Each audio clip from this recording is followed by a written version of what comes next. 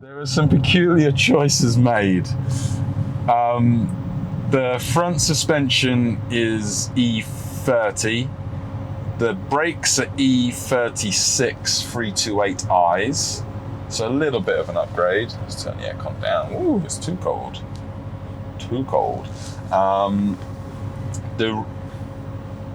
Everything, drive shaft, gearbox, back to the rear diff, is Skyline R34 GTT. I don't know if you can see I'll show that later, but it's got the Tiptronic from the GTT. The Tiptronic doesn't work, of course, because it's just been wired in. I've got issues with this gearbox. It doesn't kick down when it's supposed to. It kind of pisses me off. Sorry if I seem distracted. I'm just trying not to kill anyone or die myself. So you got Toyota engine, BMW car, and I just can't understand why, but R34 Nissan gearbox, drive shaft, back. Now he said he put the R34 drive shaft and gearbox in because they were stronger. Yeah, sorry, no. I would have stuck with Toyota. I would have put I think they did a 5-speed, because this is a 4-speed. I would have put the 5-speed Toyota automatic in, and again, correct me if I'm wrong, I'm pretty damn sure that gearbox is stronger than the R34 gearbox, and the rear diff, I don't know about the rear diff, okay? I don't know. And again, doesn't matter. I mean, this is not a 1,000 horsepower car, so why do you need such a strong diff? The Toyota diff would have been fine, but it's got a LSD, so that helps me not die. The rear brakes are drums. They're drums from an E36 compact, of all things. I'm not going to lie, the brakes aren't very good. Even though the E36 328i is an upgrade over what the E30 came with, it's not great. It's not great. And so yeah, there's a few issues that need to be sorted out, and I'm working on it. The dash is not very nice. The stereo is, how do I put it politely, shit. The idea behind this car is to make it look as factory as possible. So OEM, inside and out. But at the same time, it's got a little secret. It's got that engine. The exhaust work on this, by the way, is beautiful. So I'm not even going to touch that. It's got exquisite exhaust work, and I'm going to cut in some footage that someone in Thailand did when they did the exhaust, because there was an exhaust. There's a Thai YouTube channel that did the exhaust on this, and I'm going to cut that in. It's very nice. It's not loud at all. It doesn't really drone that much, and there's no soundproofing really in this car, so that's pretty impressive. But there are a long list of upgrades I've got to make. I've got this Momo wheel,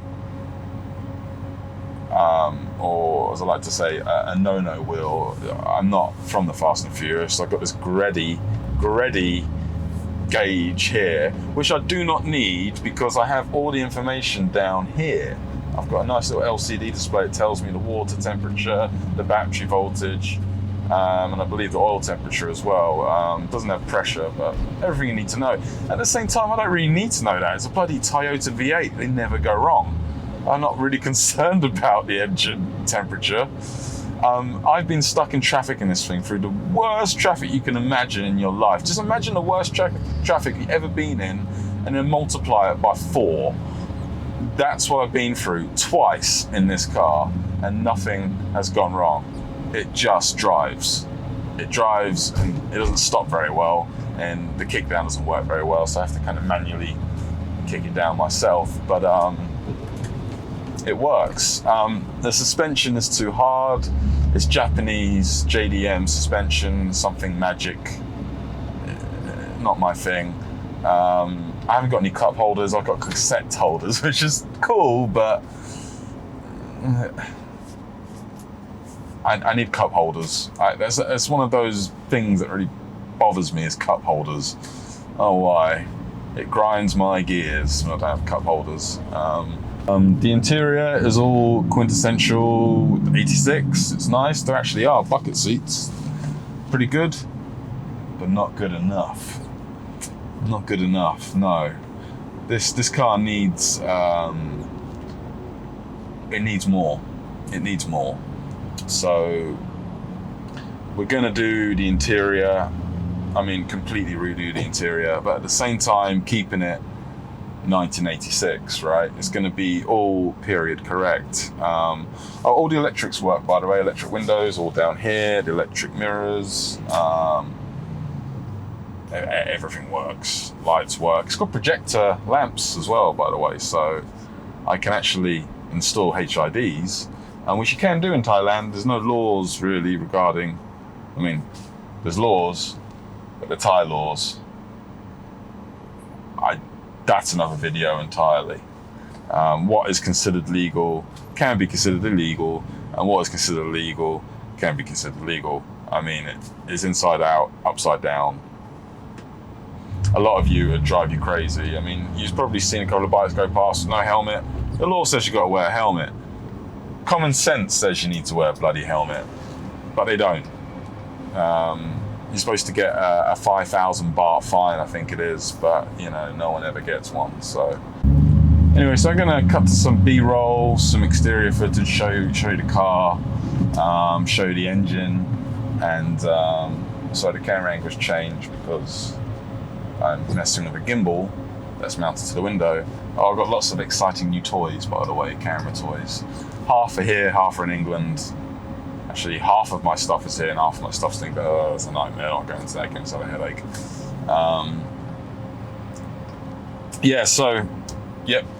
Project Topgun, V8, E30, 1986. It's a 4-door. Sorry, I forgot to mention it's a 4-door. I would love for it to be a coupe, whatever you want to call it. However, I'm sick and tired of 2 doors. I've had nothing but 2 doors for like the past decade, and they just drive me nuts. I got a 4-door. I was quite actually relieved it was a 4-door. I know it doesn't look as cool, but I'll make it cool.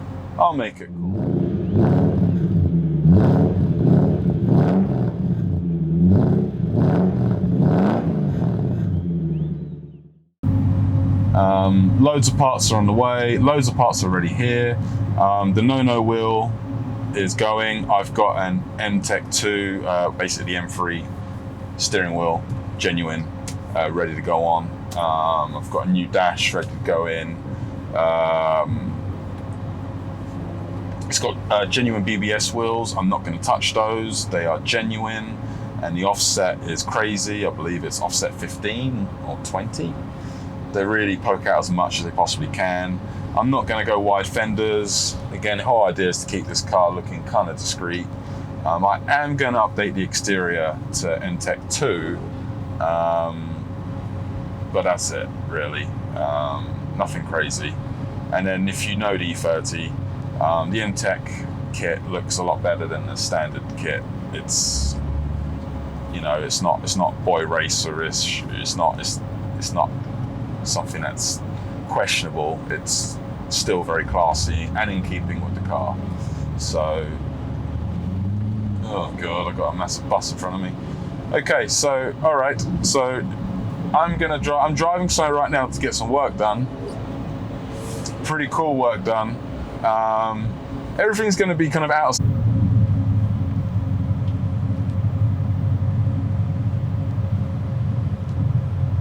Yeah, sorry, it's going to keep cutting in and out. I don't know how to use this camera. It's a new Sony RX0 Mark II. Everything's going to be kind of out of sequence because it's all, it's Thailand, and you see me in different clothes and dubbing over, mostly because I haven't got all my equipment, and also because just everything's just all over the place because I've got to fly out next week to go back to England. So bear with me, okay? I've done episode 2 already, so I'm actually kind of lying to you because I'm already done one part, but just bear with me. It's gonna be cool, okay? All right. Okay, so here is the beast. Ooh, that's going the wrong way. There we go. So we have a Toyota or Lexus V8 1UZ.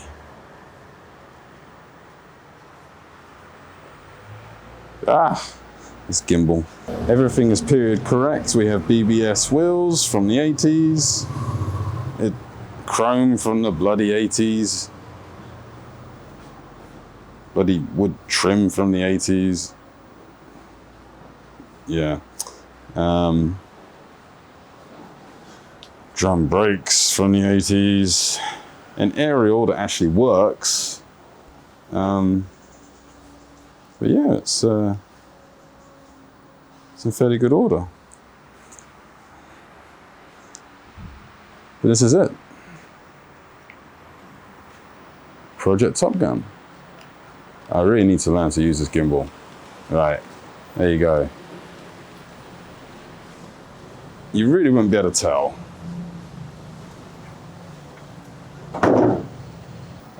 There's a little modification right there to raise the hood to clear the V8, and there's a little gap there, as you can see, tiny one, just to help the V8 clear.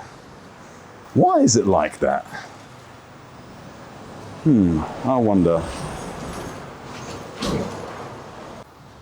So here's the interior.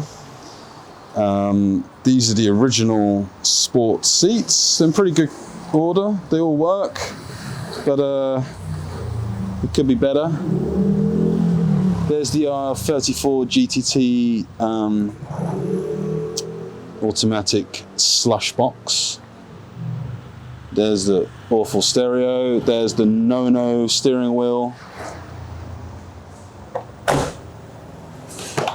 She is a 4-door, but she's in pretty good shape.